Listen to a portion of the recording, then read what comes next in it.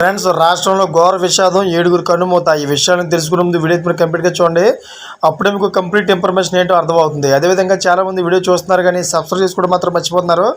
దయచేసి సబ్స్క్రైబ్ చేసుకోండి. సబ్స్క్రైబ్ చేసుకోవడం వల్ల నేను చేసే ప్రతి ఒక్క అప్డేట్ మీరు ముందుగానే పొందగలుగుతారు. అదేవిధంగా చాలామంది లైక్ చేయడం మర్చిపోతున్నారు. దయచేసి లైక్ చేయండి. లైక్ చేయడం వల్ల ఇన్ఫర్మేషన్ అనేది మనం చాలామందికి రీచ్ చేసిన వాళ్ళు అవుతాం. ఇంకా లేట్ చేయకుండా వీడియోకి వెళ్ళిపోతాం. ఫ్రెండ్స్, ఘోర రోడ్డు ప్రమాదం సంభవించి ఈ ప్రమాదంలో 7గురు అక్కడికాడే మృతి చెందారు. అయితే మరో 25 మందికి తీవ్రంగా గాయాలయ్యాయి. వెంటనే స్పందించిన పోలీసులు ఘటనా స్థలానికి చేరుకుని క్షతగాత్రులను ఆసుపత్రికి తరలించారు. ఈ రోడ్డు ప్రమాద ఘటన ఉస్త్రహార్ ప్రాంతంలోని లక్నో ఆగ్రా ఎక్స్ప్రెస్ వే హైపై శనివారం రాత్రి చోటు చేసుకుంది. బస్సులో 60 మంది ప్రయాణికులు ఉన్నారు.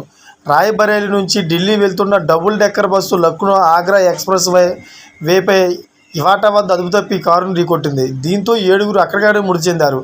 నాగాలాండ్ రిజిస్ట్రేషన్తో ఉన్న బస్సుగా పోలీసులు తెలిపారు. ఢిల్లీకి వెళ్తుండగా ఈ ఘటన జరిగిందని ఎస్పీ సంజయ్ కుమార్ వెల్లడించారు. రాంగ్ రూట్లో వస్తున్న కారును ఢీకొట్టడం వల్ల ఈ ప్రమాదం జరిగిందని ప్రాథమిక విచారణ అనంతరం తెలిపారు.